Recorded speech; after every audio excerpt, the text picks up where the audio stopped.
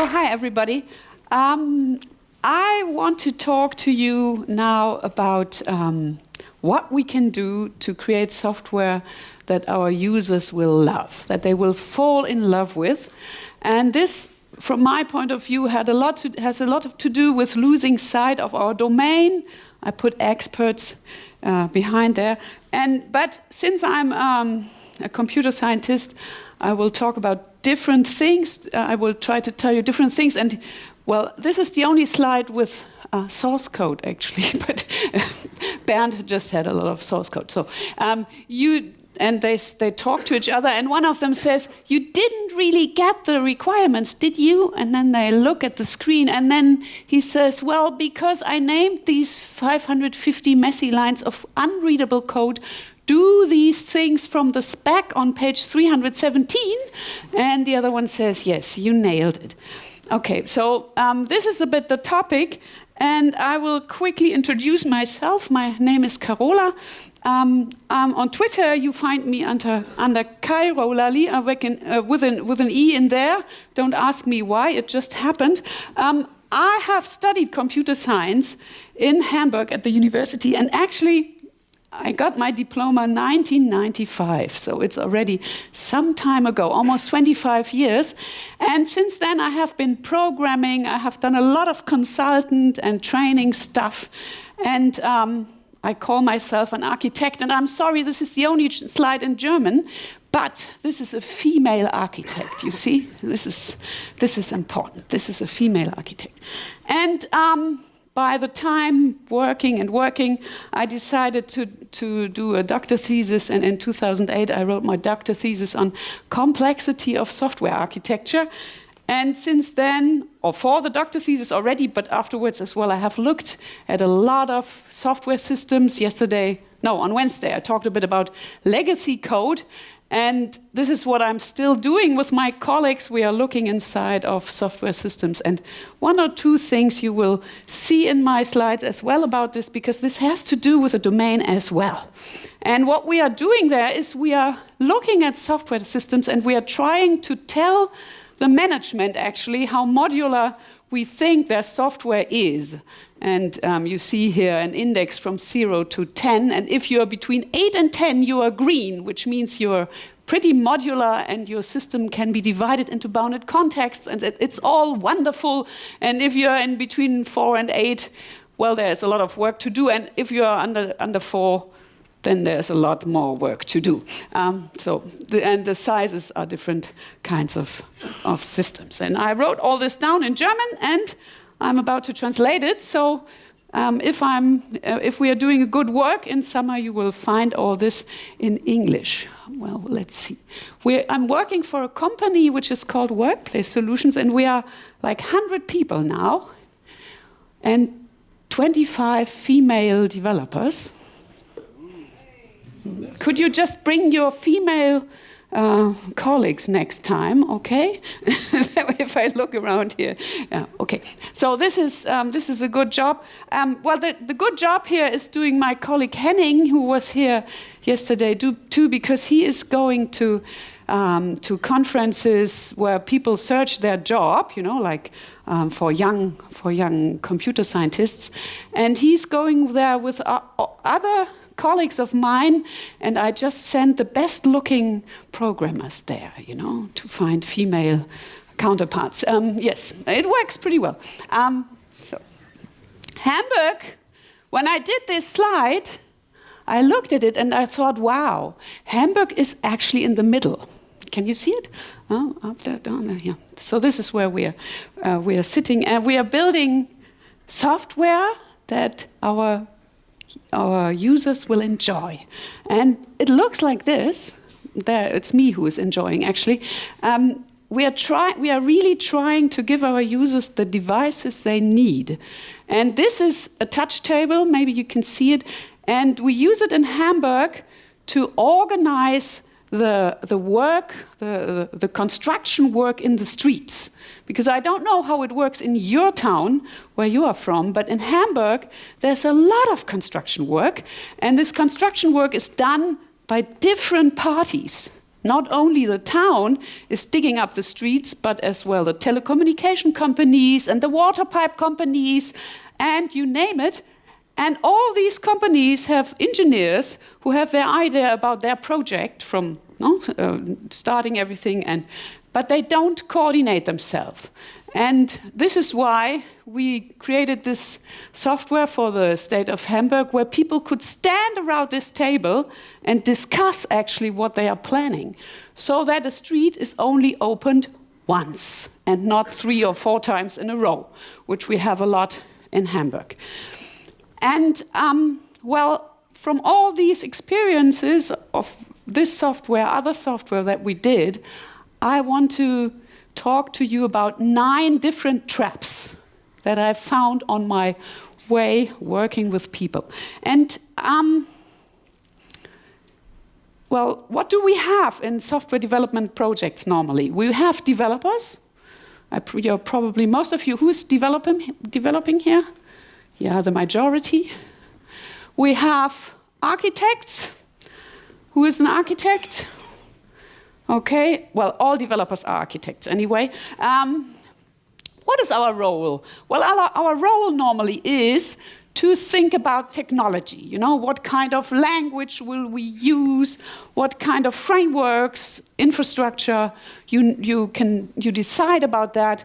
What kind of database, maybe even, or there is some database people, I don't know. And for the other stuff, we have other people. We have them, you know, business analysts who take care of the requirements. We have project managers who take care of the management, budgets and stuff.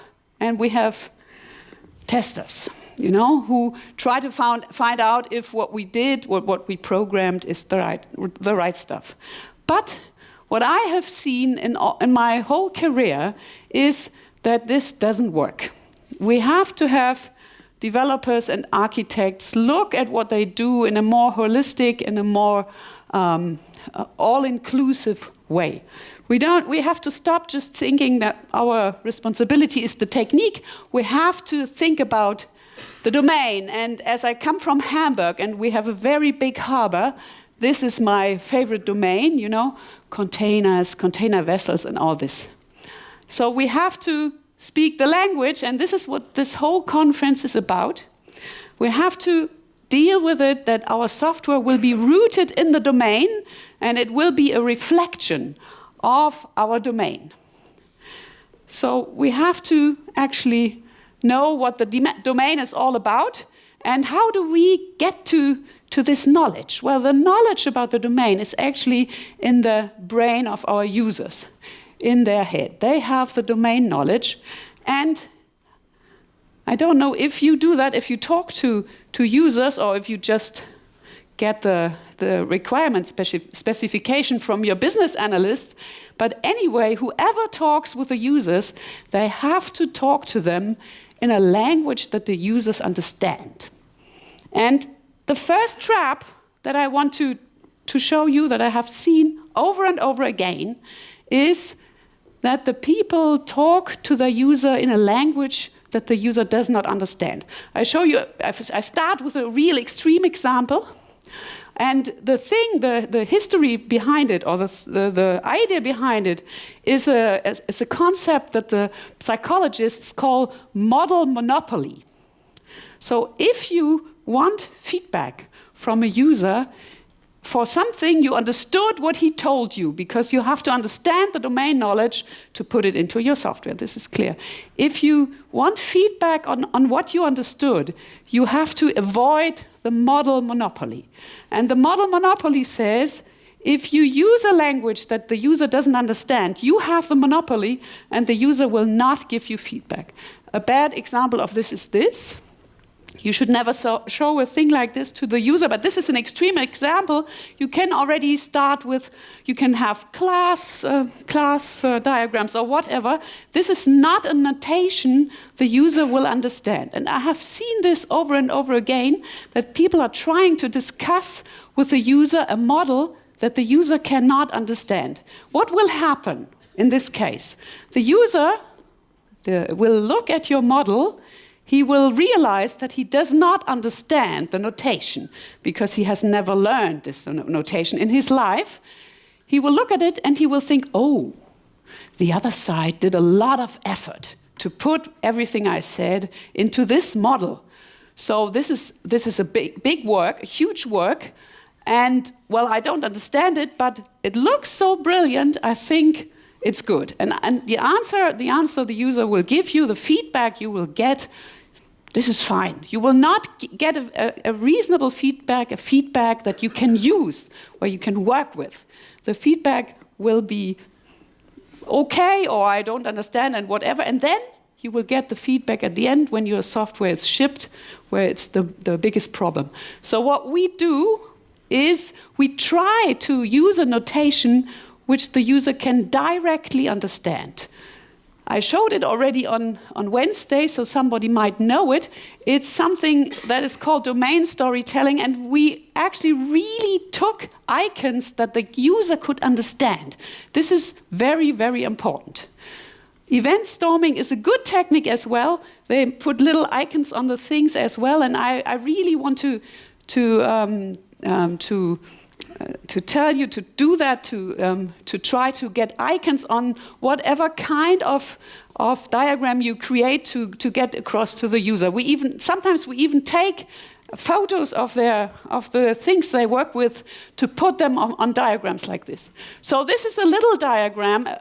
Actually, we call it the big picture of the work they do in a cinema. So over here is a cinema manager, and over here is the ticket agent who sells the tickets. And you see this is a little cinema with a weekly schedule. I don't know if you still have cinemas around in your hometown, but in Hamburg, next to my place, there is still a cinema like this, where you get a weekly schedule from Thursday for a week with all the film shows that will be shown in that cinema. And the cinema manager is responsible to create this weekly schedule, and the whole thing starts with a call from the ad agency, because he will, of course, show some advertisement around the films he's planning, and he will talk to the film distributor about the films. He will look at the countrywide number of visitors, and he will create his weekly schedule. And the weekly schedule, when it's finalized, when everything is organized for the next week, the system, everywhere where there's a little yellow mark, is inside of the system they are working with. When the weekly schedule is finalized, the auditorium plans will be created in the system, because there are 3 auditoriums in this cinema. And then the ticket agent can start to sell tickets. The moviegoer is coming and asking for shows, and he is reserving seats in the auditorium plan for this day, and the moviegoer pays the tickets, and the tickets are printed, and then he goes off with the tickets. So if you use a notation like that, you can directly talk with your users about it, and you can do something which we all want to do. We all want to cut our domain into bounded contexts, or in the first place into subdomains, and later on we want to program this. We want to have this in our system. And this is one of the big questions that has been discussed all the days here from Eric and everybody. And some of the hints I put here, how do I cut the domain into subdomains, we can easily discuss with this big picture domain story of the cinema. So I can actually discuss with my user, do you have organizations, and in your organization several departments? Do I find departments in your organization that will give me a hint how to cut your domain? Are there different key concepts in your domain that several people use in a different way? They talk about it like this or like that. Or are there boundaries in your process, like information flowing in one direction, or different rhythms or different triggers? And I will show you this on the cinema example, so that you can understand those different hints for cutting a domain. So the first thing is, we have 2 triggers here, actually.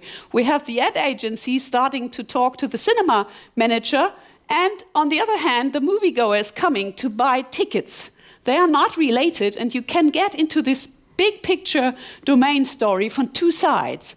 And on top, they are done, this side is done once a week, and this is done each time a customer asks for a ticket. So they are as well disconnected from a time perspective. And if you go on, you can even give them 2 names. This is the department for cinema management, and over here is the ticket sales. Or maybe even the schedule planning is a better name than cinema management. Management is always, it's such a bad word, I'm sorry. So please don't program manager classes, okay? I've seen a lot of manager classes in software. They are a bit they are reducing a bit today. You know what people do today? Service, yes. The thing people are doing today, unfortunately, a lot is helper classes. Please don't do helper classes. But this is another talk. Okay, so cinema, schedule planning and ticket sales. And here you see as well the other hint, the information only flows in one direction. This is a prerequisite for this part. This is a very good indicator to cut a domain, and you can still discuss this with your user because you're using a notation he can understand. This is perfect. And then, if you really get into the details with him, you will see that the weekly schedule is as well used in the ticket sales, because of course the moviegoer and the ticket agent, they both look at the weekly schedule to discuss what films are there, when do you want to come, what do you want to see, oh, you have to go into the auditorium 3 for that film, and so on. But, and this is important, over here, the weekly schedule is something very different from over here. Because this weekly schedule, where the cinema manager is working on, has information about the film shows and about the advertisement that is shown before and after Noah, but before a film, about the ice cream, so who is cleaning, and all this. So the cinema manager actually has a lot more information in his weekly schedule, which you will never see in the ticket sales. Me as a moviegoer, I would like to know when the actual film starts and how much time is reserved for the advertisement, but they probably will not tell me because they want me to watch all this stuff before. Yeah? So this is a different use of the same word. This concept is very different from up here, and we can discuss this with our users if we use a notation that they understand. So please don't fall into the trap to use a notation that is not understandable for the user, and please try to create the model that you are creating for the work of the user. Please try to create it in a workshop. Don't just interview him, go away, and then create the model, because the process of creating the model is very important for the user as well. So we actually do these diagrams, these domain stories, actively with the user in a workshop. And then, well, I remember some time ago, we had to work with a hospital. And the idea was that we would help the hospital to get a new computer system. And we said, well, first place, we have to understand how they work, to find the good system for you. We want some workshops with the users. And they said, okay, you will have a workshop with the doctors. And we said, well, as far as we understood, it's not only the doctors who will work with the system, but the nurses will work with the system too. Yes, but the doctors know how we work here, This is a problem. Actually, we got them into sending us, the nurses too, into the workshop. And you can imagine how it started. The doctors were talking, and the nurses didn't say anything, And the doctors were describing how they work. And after a while, because we had some good moderators, we got the nurses to talk. And then the whole thing changed a lot, because the nurses pointed out to the doctors that they actually work very differently from what the doctors thought they do. So if ever you can do this, try to get everybody into the game, not just the bosses of some organizational parts, you know. And actually, this is not so nice because only one person has the pencil. But anyway, and it's all man on top, so forget about it. Yeah. Okay. So if we got around this first trap, we used a notation that the user can understand, and we created the understanding of what he's doing, our description, with him together. So we got around the model monopoly. There's a second trap that I see a lot of people fall into. And this second track, I call it future orientation. I don't know if you have seen that, but the point is that many people, when they are about to analyze and find the requirements, their focus is on the future system. They just think about how it should be. They don't try to understand what's actually going on at the moment. And this is something you should remember if you ever have the chance to create a new system. Anyway, if you want to break apart a big monolith, it's as well a good idea to find out what the people are doing at the moment with the system. I come with my hospital again, because when we had to try to find out, to get a system for this hospital, the topic was actually that there was a new law in Germany that they had to document all the things they did with the patient, all the nursery they did with the patient, they had to document. And what we did is we really looked at how they are working today. And what did we see? Well, we saw that they had patient records. For each patient, there was a record with all the paper in there. You know, like a little map. You see several of them here all together. And whenever the doctor would do a round in the ward, they would carry all those patient records with them, and the doctor would write into these patient records. This was the first job the doctor had, but the second thing the doctor did was, and you see it's a female doctor, okay? Yeah. The second thing the doctors did was, on top of each patient record, there was a little tab with color strips in there. And the doctor would use those color strips to indicate something to his nurses. So if the patient had to go to the X-ray the next day, they would lift up the red stripe. And if the medication had changed or had to be changed the next day, they would switch up the blue stripe. And with this system, the doctors had a communication possibility with the nurses. And the nurses, when they got back into their room with all those patient records in their cartridge, they could see from the colors what they were supposed to do. And we found this very interesting because it was a mechanism to make work much easier. And then we looked at systems for hospitals. Maybe today they do it, but then at the beginning of 2000, they looked like this. And the nurses had to go into each mask of the patient to find out if the doctor wrote in there that this patient had to go to the X-ray. So all the information that they had before was lost. What happened? The analysts who tried to build this, or to find out how to build this system, just looked on the data and thought about the future of this data for the patient. They didn't look at the actual work. And I can tell you, whenever you get into this situation, go there, look at how they work. You know how they work today. It's a very different story than something someone is telling you. So I want you to look from a holistic point of view and try to first find out how they are now working and then think about the future solution. How do we do that? Well, the most important thing from my point of view is that you always try to find out who is doing what, wherewith, and most important, what for. What for are they doing these stuff with a little colored marks. This is important. The what for is the most important question ever.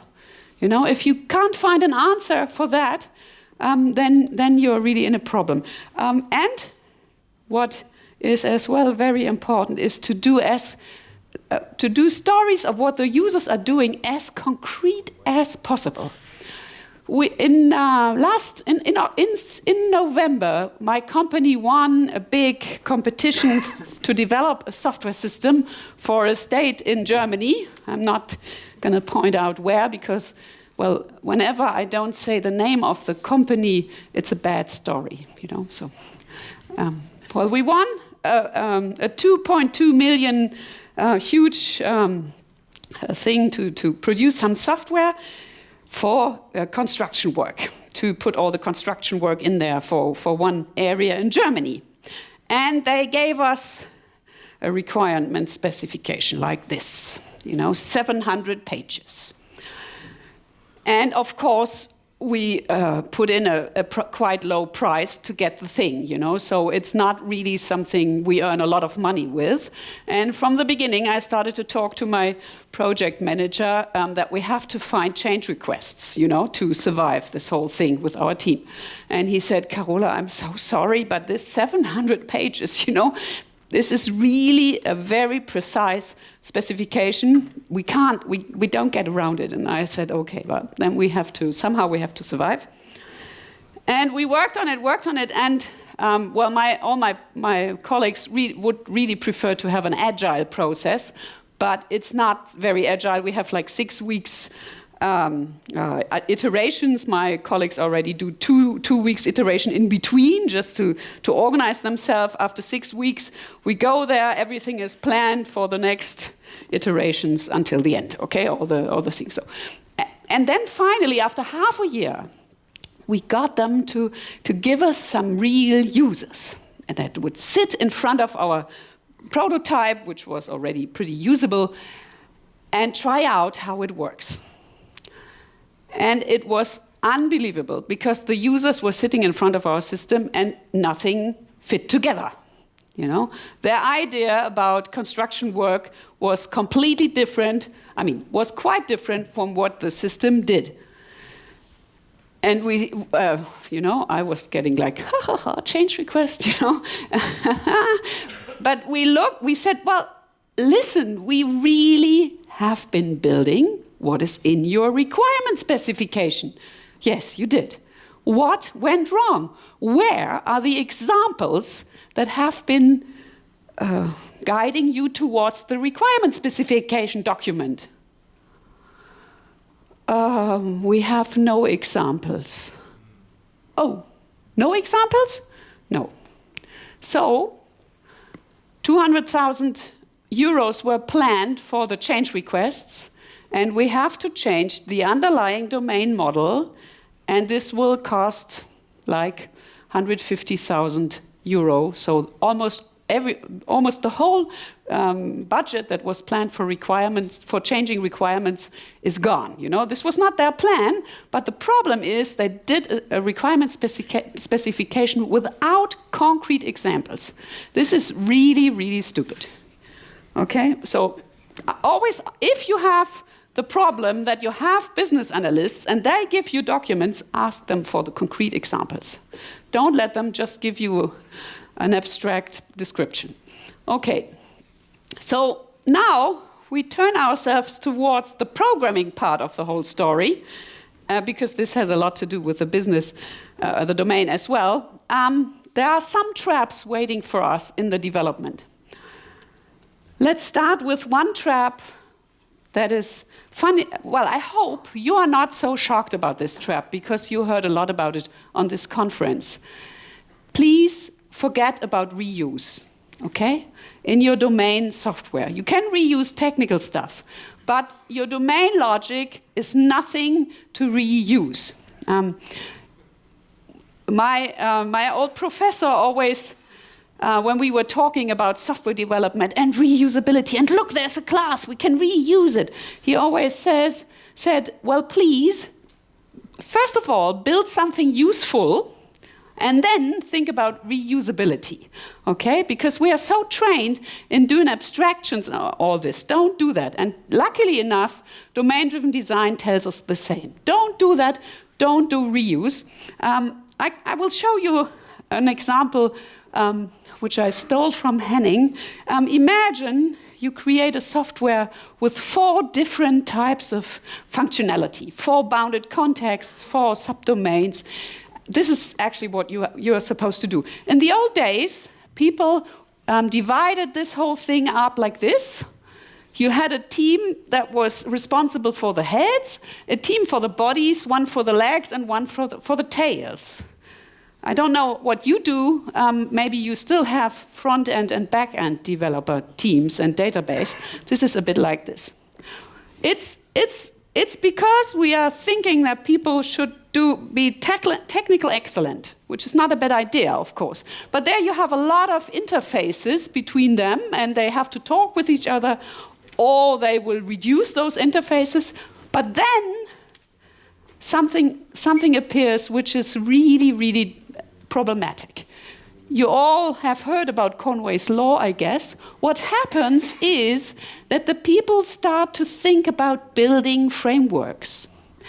And you get a body framework. And then, well, the yellow and the green heads, they realize, oh, it's almost all the same. And the tails, and here is another framework, you know? So people start to create something to reuse. And then you shift a member of the leg team to the tail team, and he remembers all the wonderful stuff he did down there. And, whoops, where is? Oh yeah, this is Conway's law. And then you get this, you know, the tail. Oh, and yeah, and then you have a mess, you know. This is.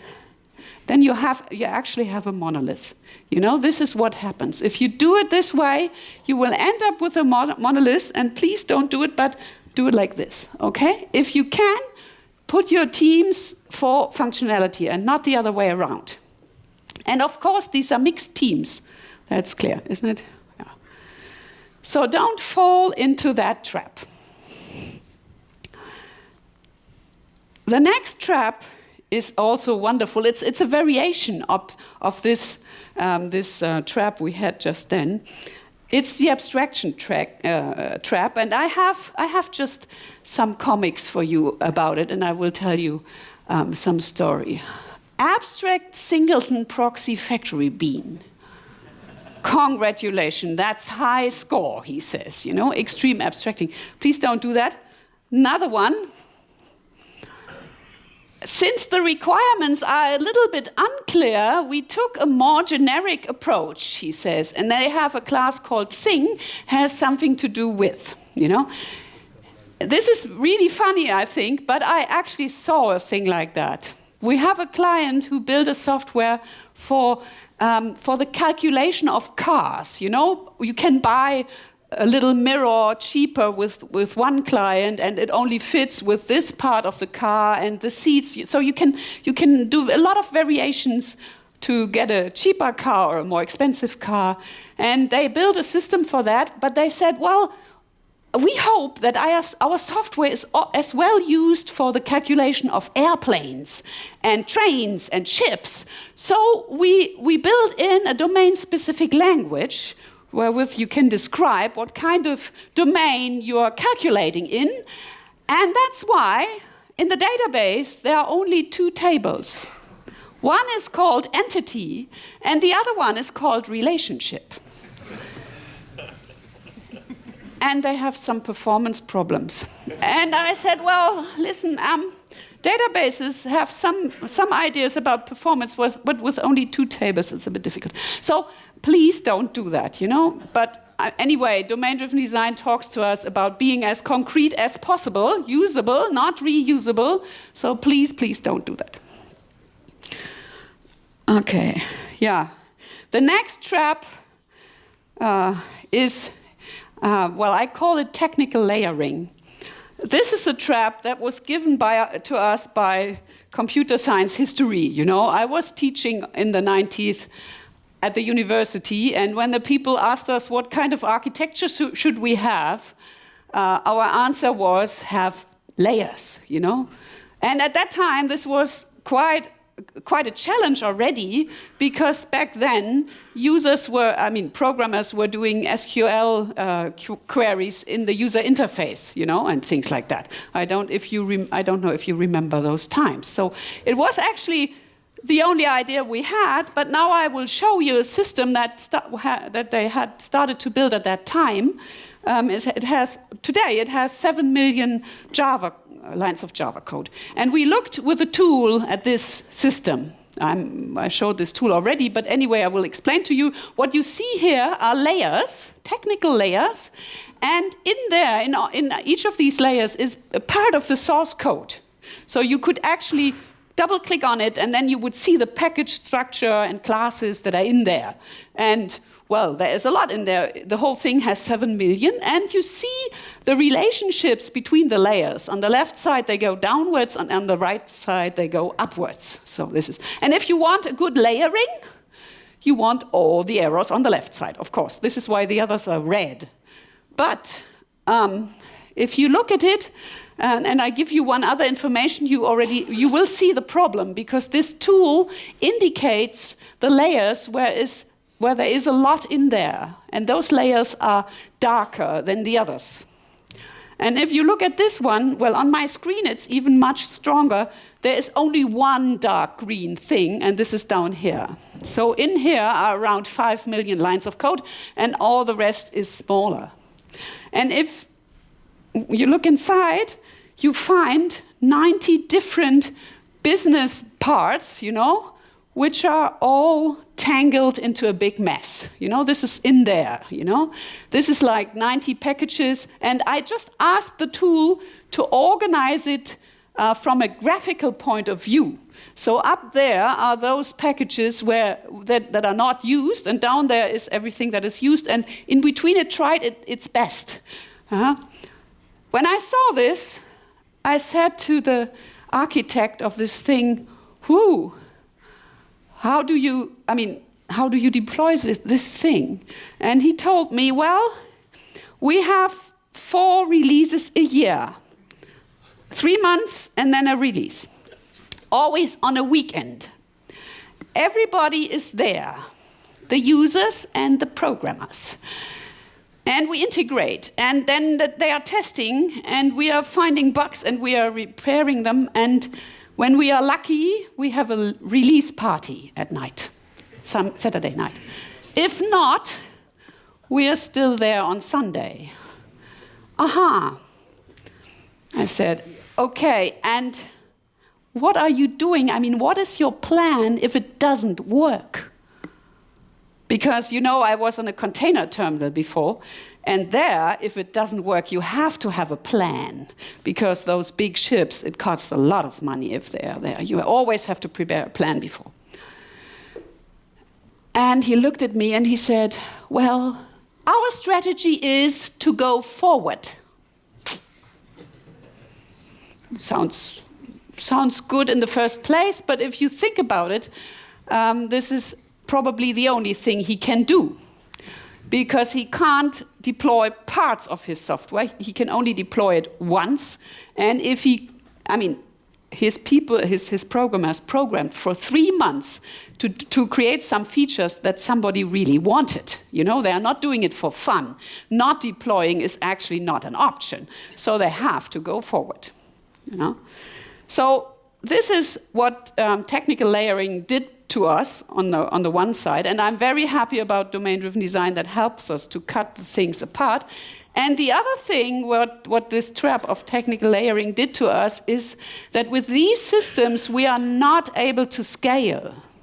Maybe you know this picture of Martin Fowler, who said, well, if we have microservices, we can scale them on different machines, so each of these little colored things is one microservice. And when we need more green, we can have a machine with a lot of green and a machine with more orange, and it's so wonderful, we can scale. Well, with systems like the one I showed you just then, this is impossible. We can't do it. The only type of scaling that we have is the scaling of the complete system. you know? And this is what they actually do. They have the system several times running, and they try to get the users on different machines, but one database is sitting underneath, you know? So, yeah, scaling by copy, they call it. Yeah. So now we get to the next trap. I don't know if you have that in your system, but in huge systems like the one I showed you just then, you will find huge business classes. If your system is getting bigger and bigger and you realize that your domain model classes like customer, product, contract, whatever is your business area, they are growing bigger and bigger, then you have been falling into the trap of large business classes. This is how a container terminal works, and the main business entity on a container terminal is, of course, the container. He is everywhere. The container is on the vessel. The K-crane takes the container down. He puts it on an automated guided vehicle, and the vehicle drives over here to the mountain, to the rail mountain gantry, and the rail mountain gantry takes the container, puts it somewhere, depending on whether it goes out with a vessel or if it goes on a train or a truck. And it's so tempting to have a container class for the whole system, where everybody is putting the things they need into it. And then you have something like this, a container class which is growing bigger and bigger and has more and more interfaces to any part of the system where it is needed. This is something which has a lot to do as well with the reuse trap. And in a system, it looks like this. The other day, someone called me and said, Carola, can you come and help us with our software? We want to divide it into microservices. This is the new story, you know. 2 years ago, they called me and said they have a problem with the maintenance. Today, they all call me and want to divide their system into microservices. And the first thing I always ask is, well, what is your architecture? And as you might guess, 90% of the time, the answer is, we have a layered architecture. And then I have the problem from before, that you have seen before. But this guy said, we have layers, but we have an architecture built on use cases. Oh, I said, this is interesting.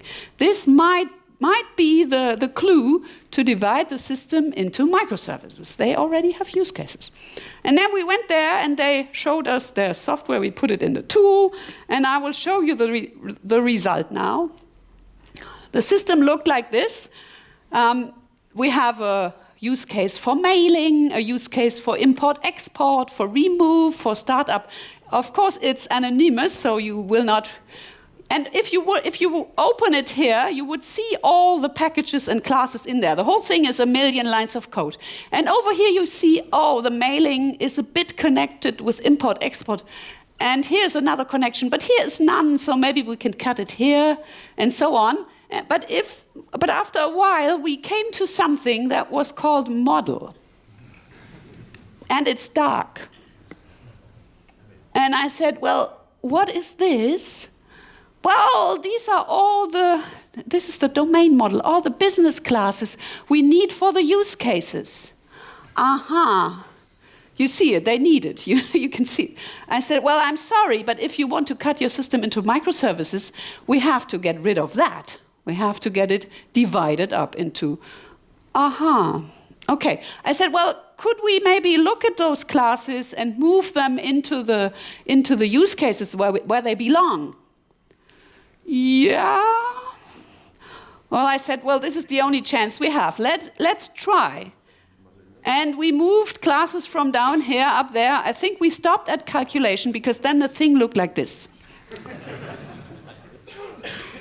And this is the big problem, you know. You see how the business classes are connected with each other, and, well, there are huge business classes, of course, and they are used everywhere. So please don't do it. If you can, in any chance, Don't do it. Don't create such big business classes that serve everybody. Okay. And now we come to the project part of the whole story. I don't know where you are or how you work, but the feeling is, well, there is something that we should do, and then we create great software. You know, this is how development works, but no. We all know that it's different. Of course, we all do Scrum or something. We are all agile.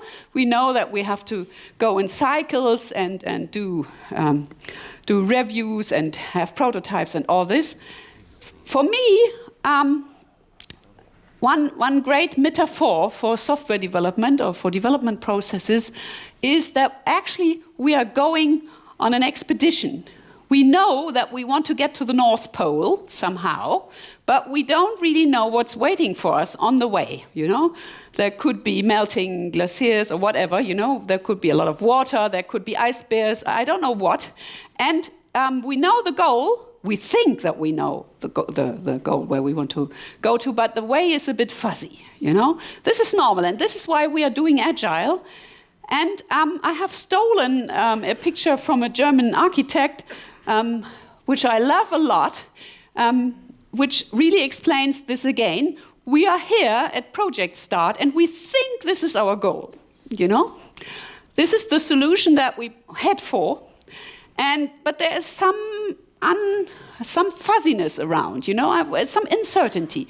And if we do a first prototype, then we see clearer, and we might realize, oh no, it's over here. And our scope of decision-making grows smaller and smaller over time, and finally, we arrive up here. And the actual solution at the end of a project is very different from the first plan. If we do it like this, we get all the energy towards the solution. If we insist on going here, our users will give us, in a big bang, a lot of horrible feedback, and we have to invest the energy to get up here, which is much more than going directly. But anyway, the question is, and the trap I want to talk to you about is, well, how do we know what to build? You know, how do we cut this big elephant that we have to build into pieces? And with some teams, I see that they fall into the component trap. They think that they should divide the thing and find the MVP as a component. And what are they then doing? They start and build one part of the elephant. And then the head. Oh, this is called trunk. It just came back into my mind, yeah. And then the head, and then the back, and then, oh, yeah.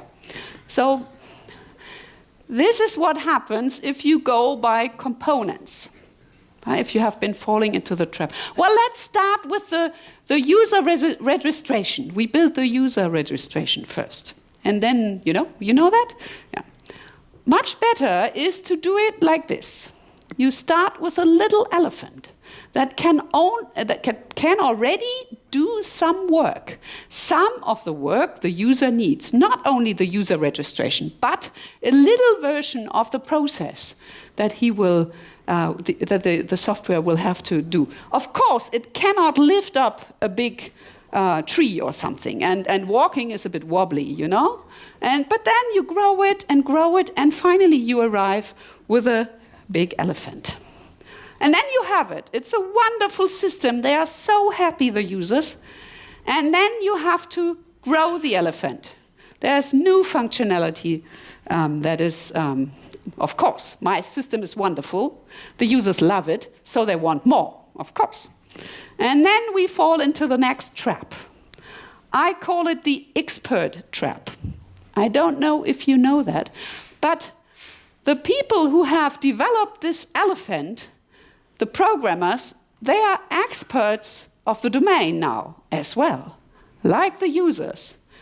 And, well, this is just a joke, but I love it so much.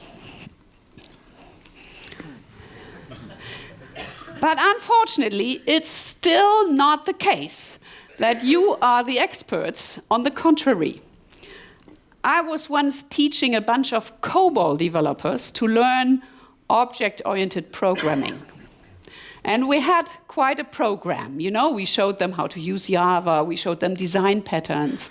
And one part of the program was to do an interview with a domain expert and to learn how to do an interview techniques and all that. And when I told them, next week we will do this interview stuff, please find a domain expert. They looked at me and they said, we are the domain experts. If the users want to do something with our software, they call us and ask us how to do it. And I said, okay, but anyway, it's in your program. Just find us someone that we can do an interview with. It's about the techniques. It's not about the question, who is the expert here? And this was a system of an insurance. At that time, insurance were signed on paper, sent to the central of the insurance company, and there someone was typing the data into COBOL masks, you know? And they got a woman who was one of those typists to do an interview. And she sat there and she told those COBOL people who interviewed her, well, then this contract is coming and I'm going to this mask and I'm putting in the data and then I click on send and then I have to run quickly to the post department because this first mask is creating a letter which should never be sent to the client because at night this data is processed and just the next day I can put in the rest of the data in another mask and then the letter that is created on the second day, this is the right letter that should go to the client, but the one from the first day should never arrive at the client because then the client will think he bought something wrong and the whole thing goes berserk, you know? And the COBOL developers were sitting like this. They never heard about that before, you know, they didn't even know that. And of course I was like, so please don't forget, even if you are already a domain expert because you built the first system, there's still some more to learn, you know, don't fall into that trap. Oh, and the last trap, this is the most horrible one. The last trap is one, I don't know if you ever have been falling into it, but I have seen so many teams falling into it. This trap is the now everything is new trap. We give you the most wonderful software. The users, everybody will be so happy about the new system they are getting. It's so pretty. It's so much better than the old one. I'm sorry. For the users, it's not like that. They know very well their work at the moment with the old system that they have. They are experts for that, for this old, and they only want to do their work. They don't want a pretty new fuzzy something thing, you know? They really hate it. They hate transitions. And they will feel like beginners again if they get your new software, which should help them to do their work, but they don't know anything about it anymore. I experienced this the first time when the company who has produced that software which I used to analyze the architecture, and you saw some pictures of it, when they said, Carola, we have a wonderful new version. Everything is better now. Please use our new version of our software for your next analysis. And of course I said, yes, of course, I'm open for new things. You know, I'm not like stupid. Of course I will go with the time. It was so horrible. This analysis was the most horrible thing I ever experienced because all the time inside of me I knew with the old version of that tool I could very, very quickly do my work. And now I didn't know what to do, how to find the features. It was frustrating. So don't forget that. This is, I tried to put it in a diagram. If you build the first software, the old system, it will meet some business requirements, and there will be a maintenance phase, and the business requirements will grow, and then maybe there's a modernization, and then at some point somebody says, now it's enough. we need a new one. This doesn't go on. And then the maintenance stops, and they start to build a new system. And of course, the idea before was not, and nobody grasped all the business requirements for the new system. So at some point you say, well, we have to do the big bang now. We have to put it into work. And the users are already in very bad mood, and they will never get into a good mood again, because the old software was the one they could use, they knew, and it takes a lot of time until this new thing will arrive where they want it to. And then the next generation appears on the scene, you know? The users who only know the new system, and yeah, it goes on. So let's sum up. What did I show you? I showed you the model monopoly trap. I showed you the future-oriented trap. I showed you a reuse trap. I showed you the trap of technical layering and of abstraction. We talked about the trap of huge business classes, about the component trap, the expert trap, and the now everything is new trap. And I hope you enjoyed your time, and if there are any questions, I'm here.